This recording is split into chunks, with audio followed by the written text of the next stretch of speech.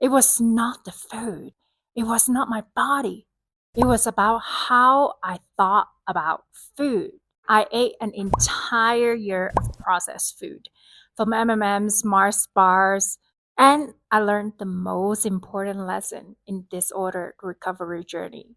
And before I'm going to share it with you, let's think about if this has happened to you.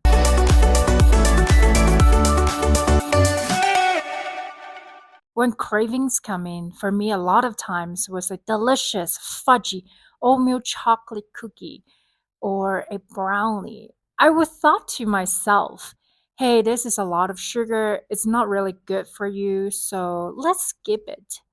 If you're not hungry for an apple, then you're truly not physically hungry at all. So I would then go and eat an apple.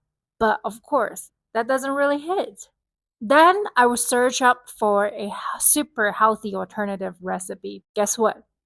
Although sometimes they are delicious, it still didn't work for me at that time. Then whatever I would see inside, I would just grab and eat it, no matter if I truly want it or not. And after all of this chaos, all of it, especially looking at the food packaging, then I would thought to myself, Crystal, why don't you just start and eat that damn oatmeal cookie or a chocolate brownie? And guilt and shame come in, and I would just thought to myself, damn it.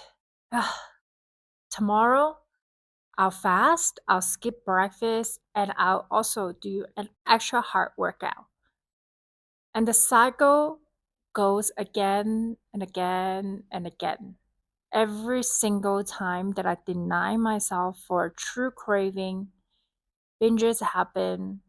Then restrict also happens. Then the cycle begins again. And the more it happens, the more I hate it myself. And sometimes I wonder, is there truly an end towards this? One day I read this story that a man has locked himself in the freezer accidentally. And during the night, in the beginning, he was yowling and looking for help, but there was nobody. So slowly, he started losing hope. And the next day, people found him, and this man has died from hypothermia. And the most ironic and saddest part about this story is that the freezer has not been working for months. The temperature inside was never falling to truly below 10 degrees Celsius. The man has thought himself to death. And that is when it hits me. It was not the food. It was not my body. It was about how I thought about food.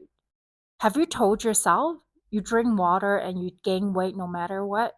Then you go for a vacation, you can't truly relax because you are thinking, oh my God, if I allow myself to eat whatever I want, whenever I want, and however I want, I will gain 20 pounds. And that's exactly the problem.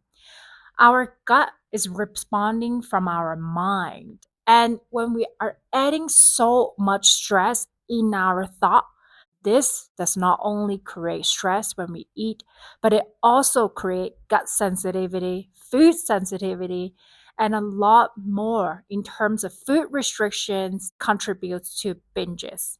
And this gave me the idea of my experiment. Instead of thinking about food is bad or good, or thinking about food will add weight to my body, I just thought to myself, you know what? I will allow pleasure in, and I will allow myself to think that my body is so intelligent and strong and resilient that it can digest everything and it knows exactly what it wants. With this, I started my experiment. And I'm not gonna lie, during this experiment, I have gained weight. However, I have gained many other things. So in month 1 and 2, I was eating a lot of processed food.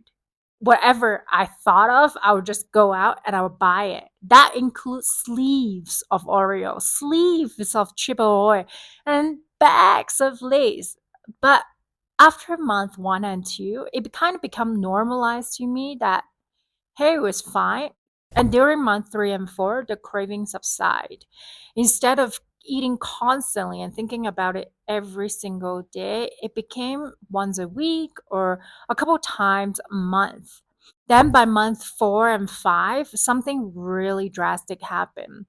I was looking to eat more of wholesome and nutritional food. That includes salad, green juice, smoothies, and a lot more good for you food. Then by month 6 and 7, something drastic happened. I got quite turned off by Oreos and M&Ms. I truly don't want it anymore. And also McDonald's and KFCs. And whenever I walk by a bakery, I said, brownie, that's great. I can have it today, but I can also wait till tomorrow to have it. Instead of this pulling relationship, I started to develop a more neutral relationship towards processed food and binge foods. And now, after 2 years, I would say 90% of the time, I don't really care for junk food or processed food anymore. And if they're in the house, that's fine. I don't plan on binge on them. I don't plan on eating them unless I'm hungry and there's nothing else at home. As we mentioned, that binge worsens when we restrict, and that is simply our human nature. When I ask you to not think about an elephant, you will think about an elephant. And that's exactly how our brain works. So, binge and restriction are the same. When we give ourselves rules of not eating certain foods, our brain are like little rebellious. They want that exactly what they cannot have.